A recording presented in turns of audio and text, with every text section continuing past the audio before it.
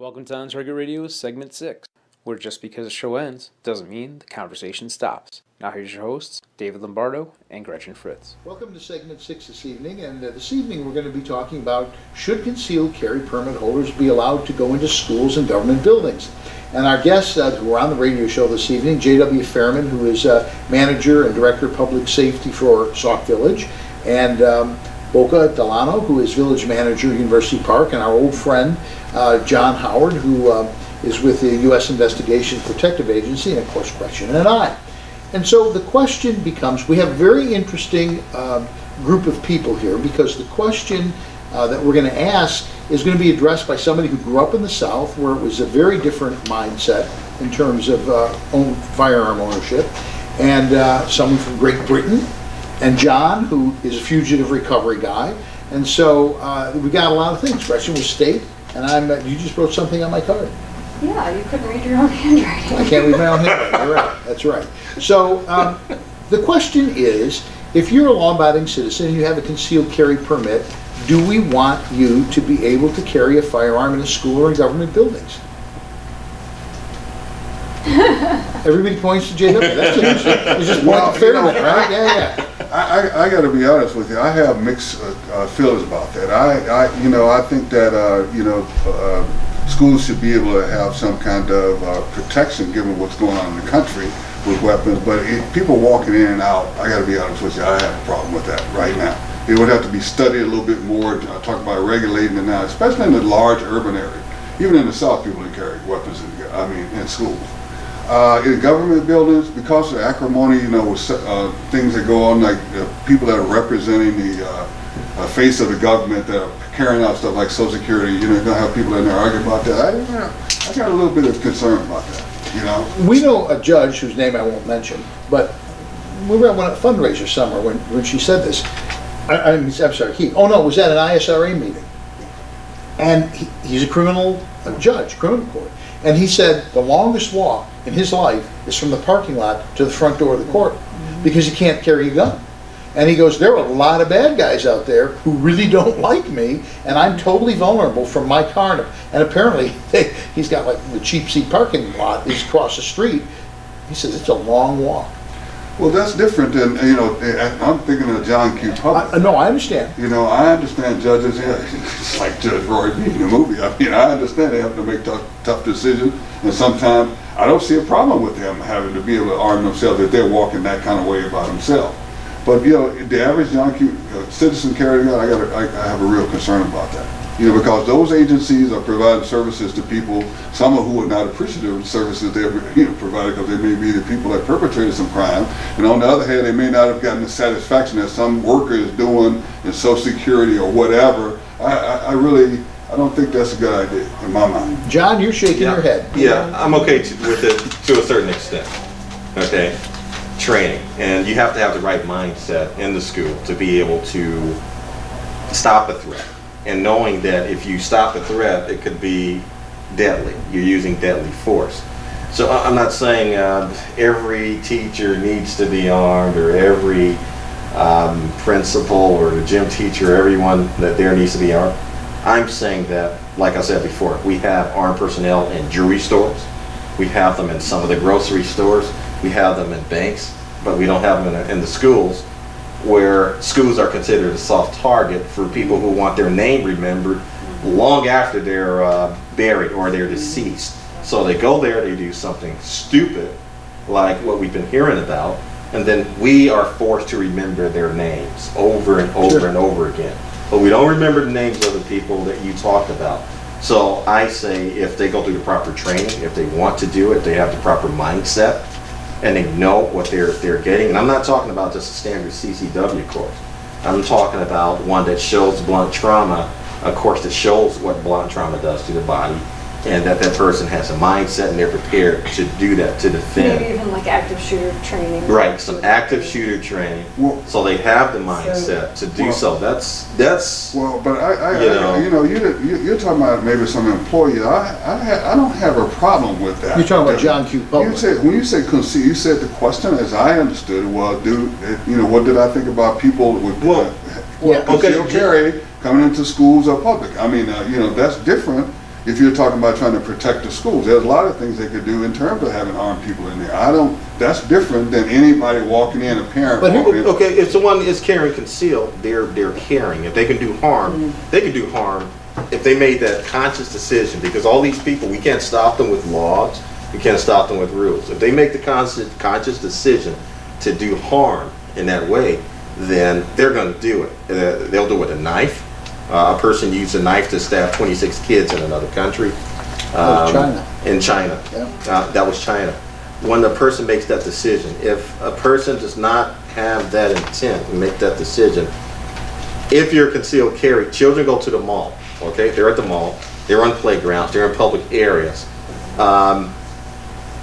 It's not going to change very much if you're going into a school. A school has is more densely populated with children, but there are children everywhere. So if you're allowed to, if you're licensed to carry, that's saying that state government. If you look at the statistic, this is, I think the bottom line is this, and I don't mean to disagree with you, but here's the bottom line. Utah has allowed concealed carry. JW. Utah has allowed concealed carry holders to carry in a school. Okay, Utah. There's never, ever been anybody who's gone into a Utah school and shot it up. Never. Now, I will readily admit, Utah isn't populated as Chicago. I understand, and there are issues about that. But the statistic is very clear. You can carry a concealed firearm into school. Nobody has ever tried to shoot the school up. I would like to take a different perspective. So, earlier on you mentioned that you shoot to stop a threat. Yes. Yes. So, as a mother, hypothetically, kids are in school and somebody comes in. I would be, as a mother, if a teacher or one of the teachers has gone through the training and has been given the opportunity to have a gun in, to walk into school, I wouldn't have a problem if she uses that gun at that particular time to stop a threat. So it's a double whammy in the sense that we have laws that say they can't take guns into schools, meaning, but on the other hand, we're exposed to a culture right now where we have people within our communities who actually go to public places, as you said, to shoot. For some reason, whether it gives them a thrill, we don't know, or whether they want their names to be remembered, we don't know. So the question, turning it back on the other hand, is how do we control people who get a license for a gun and are not allowed to have a gun? How do we control them from going into public places to do those kinds of shootouts? The other thing is, this is me just talking as Mrs. Public, because I am. Yes. I'm not a public enforcement person.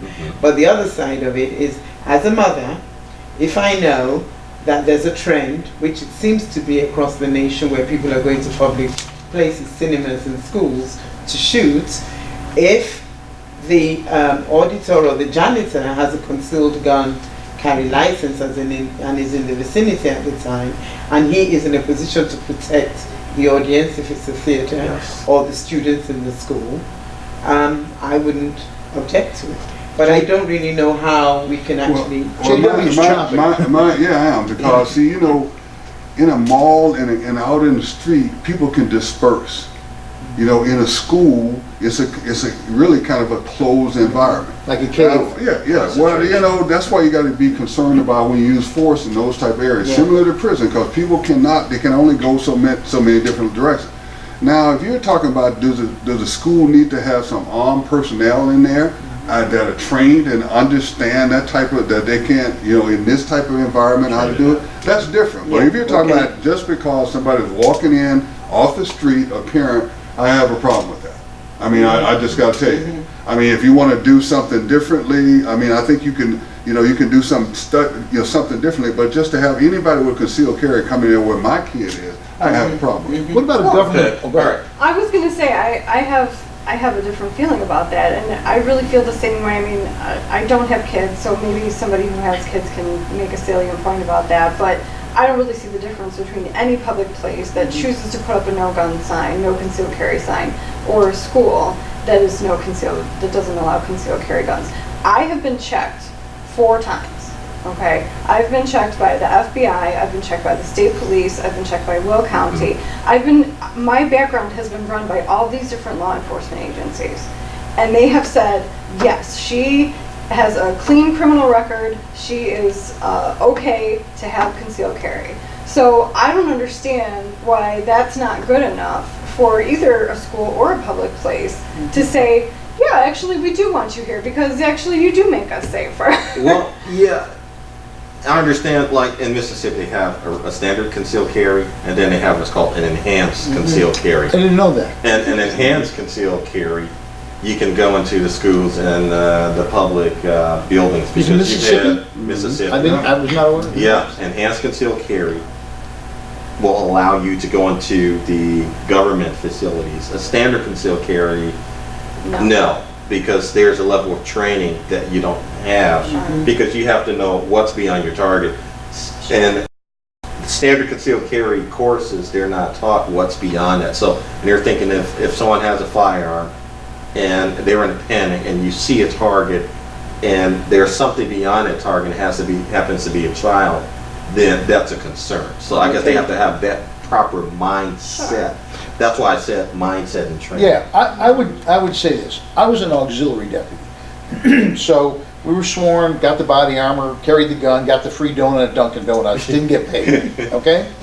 Now, as an auxiliary deputy, when I was on duty, I carried a gun, drove around a patrol car, did what I did. Most of the time in uniform, but if I was gonna go and refuel my car, I was wearing blue jeans, just put a gun and a badge on, okay? If I'm off duty, just change that status, suddenly I'm not safe enough to carry a gun on the street. Where was the logic of that? If I could do it wearing blue jeans and a t-shirt out on the street to get my car refueled, how is it when I go home suddenly I'm a homicidal maniac? It makes no sense. Yes, and I brought this up because I'm missing that part where you're making it. Well, what I'm saying is, I went through the, you go through the training. They do it locally because we had grown-up jobs, we used to call them. I carry a gun when I worked for the county. With the uniform. Yeah, okay, so I had my own patrol car. Some of us got a patrol car. I was a sergeant. Yeah. I'm fine. But if I'm off duty, oh no, you couldn't carry a gun. You're civilian. Am I a different person? Well, yeah, that's not something like armed security officers. Exactly. well, that's I don't understand that. If they're going to have you carry, if you're a police officer, your arrest powers, that's illogical to me. I agree. But so that's not the common issue that we're talking about as it relates to school. But here's my point. Okay. The point is, if I were in uniform, I could go into a school carrying a gun. I'm the same person. I haven't changed. You can't legislate common sense. Well, and there it is. It's impossible. Well, there's no legislation that says Common sense I will hereby prevail. common sense you. It's on the books now. And we talked about the SAFE Act card. If I was unarmed in New York on the train, and 2 men and a woman approached me, so we'd like that watch, we want it. And I pulled out, oh no you can't, I got that SAFE Act card. I beg your pardon? What is I got this? the SAFE Act. So, because I pulled that card out, they're going to say, oh man, I really want that watch. Oh, you played your card. Because when these laws are passed, they make it seem as if, okay, now you're safe, the people in the schools are safe. I'm going to tell you something, and I know a lot of different people all over the United States, from East Coast to West Coast. Some of the lawmakers have their children in schools. Personnel is armed. You can't get within 100 feet of that school. Yeah. Period. And these are media folks and other people in different areas that we've trained in upstate New York. Okay, and they are able to get the New York. They can afford it. Well, Exactly, and their children are protected in that school. By They can go to I that. understand that. They're protected by I understand that, but it is a difference when you're talking about if you're on a train where, with somebody in there, an adult, most likely if it's at night or day or whatever, by themselves, than being in it where it's school. I'm saying that Mississippi did this enhanced training for a reason. Yeah. I'm saying the same Yes. thing. So that's my concern, is that anyone, you said the question was posed as, what happens if, can a concealed person, and I took that to mean anybody with concealed weapon, be able to walk into school? I have a problem with that. Right, because you're thinking that they're not equipped enough to handle a situation because they have a concealed carry. That part, I understand that. I understand that. They may not be mentally equipped to do it, or they may panic in a rush. No. Here's what I'm talking about. This is a controlled environment. You know, you got kids in there. Yes. You know, when you get ready to, you know, like if you're in that place, you got to know how to deal with weapons in those kind of confined areas. Yeah. I'm talking about with people in the hallway, you know, I with understand. kids. He has a good point. Very So good yeah, I point. understand. But so my question to you is, because when I moved to the United States, I was shocked that every school had these metal detectors to go in. And despite the metal detectors, people are still bringing guns into the schools. So my question is, we can talk about people not moving in or whatever and all these measures. The fact still remains that guns are getting into schools, which is why we're having these disasters. So my question would be, or rather my comment would be, since that is a kind of a culture, what is stopping, what are we doing to even stop it, one? But two, people who now have a right to carry a gun can be a teacher in the school and protect children, because people, the authorities will know that we have some people who are skilled or trained or whatever to protect the children on the other side. But the double whammy is that people are still, I mean, I know you're protective about the children issue, which I am too, but the system as it is right now, people are still walking into the schools despite all this armor thing, and they're carrying guns into the school. How do we deal with it? Well, you know what?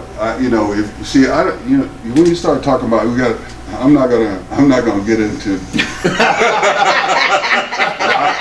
why they get into school, because you can have all the equipment, but if the personnel is not paying attention, that's all I'll say. Yeah. But I just asked a question. I'm just gonna answer the question as diplomatically as I possibly could. So that's not the issue. If you're talking about protecting the kids in that closed environment, see, there's a difference in closed environment, like shooting like in the hallways of kids. I mean, if you have to It's increased pressure. But you have to, you have to know how to do that. Sure. I mean, when people, I understand that. that's what I'm saying. So if you got teachers in there, You're taking it another level. Yeah. I'm talking just basic, because you're in law enforcement, you're giving me all this theoretical thing of enclosed environment. That's fine, but Mr. Joe Bloggs doesn't get that. So the question is, if Mr. Bloggs, Mrs. Bloggs has 2 children in school, and they for some reason are made aware or not made aware that 2 teachers in the school can protect their children should a crisis arise, is that right or is that wrong? Would they want it or don't they want it? See, we're not arguing about that. We're talking about, you're saying people are, especially if they're going to be in the school like they do in Mississippi, they're especially trained on how to deal with that kind of shooting in there. I'm talking about, we get into the specific areas when the question was general. Okay. What do you think about carrying concealed weapons inside of school? We didn't say specific personnel in school. Okay. I don't have a problem with that. That there's an issue there, because those people will have to be trained on how to deal with that weapon in a school. That's a whole different situation. Now I got to say something. Did you want to say something real quick? Last thing, last Yeah, item. Go okay. ahead. I have a question from you two, because the 3 of us work in government buildings, okay? And we're not allowed to carry, as employees, we're not allowed to carry in government buildings either. Now, I don't know if you all, you're not elected, right? Okay, so I don't know if you all feel the same way that I do about this, but I know that sometimes I'm very uncomfortable with the fact that I can't arm myself when I go into that building, because I may be targeted as an elected official. People don't like the way I vote on things, they don't like the laws that we make. And I could, and we've actually had people, spout, Nutballs. right, we've had people spout off and say things and actually make threats. And just verbal threats, but threats nonetheless. That's a threat. And we're disarmed. And there is 1 deputy in the chamber with us. Okay, and so, I think the judges should be able to carry. I would like to be able to carry to work, you know, when I go in that government building to work, I would, and what do you guys think? I mean, do you ever feel like, I really would like I to think do it's that. I think it's very interesting that all the aldermen in Chicago get that way. And you know, most people don't know that. I know Yeah. they don't know that. And that has been true since, I think, the 30s. Now, you know, when you start talking about dispensing justice, you know, in certain kind of ways, that's a whole different thing. You're talking about, you know, if you're making laws that people are not happy about, that's, you know, then you got to bring that law. Why is the city of Chicago people being able to carry guns, all and other people that work in those same buildings, aren't elected officials, are not? Well, Exactly. as a trainer of some elected officials, and Candy Wrapper off, some of the elected officials that we have trained, well, we've asked that same question. The answer is well, I'm an elected official. I'm important. I'm protected. Yeah. Okay? Yeah. I'm important. Yeah. If you have a pulse, to me, you're important. If you're pumping blood, breathing air, you're important. All right, so listen, we've gone on all night. This is, Okay. I got to say something in closing. I have to say this. This has got to be one of the most interesting ones we've done. Yeah. And all the more so because we have a woman from Great Britain, which is notoriously anti-gun, going, ought to have guns in schools and in buildings. And we have a guy who comes from the South that is very gun culture, going, well, I'm not so sure about that. And this has been, I think, the liveliest discussion that we've had. I really do. And we need to bring you guys back. There's plenty of topics here that I can think of that we could do if you're willing to come back. I'll have to sit in between these two. We're good. We'll We're have to get okay. the mayor to come out and sit between. Well, I think it's very Take him, important. I'll take him. I think it's very, you know, it's interesting that, you know, you know, we're not talking about John Q. Public when you get to deal with kids. Now, you're talking about the disparity of the government. If you're a part of the government, the elected official, that's a question you'll be asking your colleagues. I mean, to me, you know, I don't see why they could carry it and nobody else could carry it. Sure. I don't see why the judges can't. I mean, we're in the South, they Yeah, well, can carry it. it's you the know? state of Illinois. I mean, that was the law that the state of Illinois made, Right. and I don't like it. You know, I'll just make I'll one just comment. go on record saying I don't like it. Yes. I'll just make one comment. We know that there are certain special schools, both here and abroad, In Great Britain, okay. No pun intended. that they do have people on the grounds with guns to protect their children. Typically fully automatic guns. Fully automatic guns. Yes. That's what So, I agree with that. yeah. So And that's- you're right, I don't have a yeah. problem with that. So no, I'm just saying, just generally, so we can go back and forth about whether they can be in schools or not. I'm not saying whether it's supportive or not, but what I am saying is, as a parent, a lot of parents want to make sure, especially in this violent culture, that their kids are protected from 9 to 5. Well, And if my teacher, I'll say it again, or my This is on janitor, record too. Yeah. if my teacher or janitor for some reason has gone through the U.S. Investigations and Protection Agency training Yes. and has an opportunity to hold a gun in light of to protect the children should a problem arise. I don't have a problem with that. You don't have a problem? No, I would say this much. Everyone, one last comment. My last comment is, I think the problem with Sandy Hook was that they didn't have anybody on their own specifically for that. If you have people specifically for the school, then I'm for that. But I'm not for John Q. Public walking in and out of it. I agree. That's where I am, you know, as far as that. You're for additional training. Yeah, exactly. I agree. Specific for, yeah. I will make, but my last comment on what you just said is this. If you put a uniform guy in a school, that's the first guy they pop. I didn't say nothing about uniform. Yeah, and so you see what I'm saying? Whereas... I'll talk to you offline about uniform. Well, yeah, okay, right. If somebody You know looks what I'm like, talking about. if somebody looks like... You know what I'm talking Yeah, about. no, I do. But this whole thing to me matters because I was standing in line at a Jewel. This is 10 years ago. But I was standing in line at a Jewel, and the guy ahead of me, a very large guy ahead of me, was somebody that 5 of us wrestled to the ground about 4 years before. And I reckon, because he's one eye in the middle of his forehead, dragging his hands on the ground. And fortunately, he didn't recognize me. Now, if he'd have recognized me, he could have broken my neck right there in the line at Jewel, and I had no way to protect myself. There's something weird about that, okay? Well, weird is walking down the street of Chicago and somebody say warden. That's happened when I was working on as the head of Oh, public. yeah. I mean, and then if they say director, that means it's jail. It's a different place. Yeah. You know, Yeah. you understand what I'm saying? That's jail with director. Then you got like warden. I do. I was like, holy shit. Yeah. You know? You're it. Last one. Last word. Anything you Oh, I want? already said that. Said your piece. I would like to be able to carry when I'm working in the county building. Okay. All right. So it's been a very interesting, discussion for segment 6. Absolutely. And I thank you all for being here. I truly do. We would like to have you back because this has been a very spirited discussion. And thank you, John, for doing that. For Thank you. Getting us Thank you for together. having us. Thank you for coming. Thank you. That'll be segment 6 for this week. Longer than usual, but I think spirited and a great Maybe we debate. have Mayor Covington and Hankston here.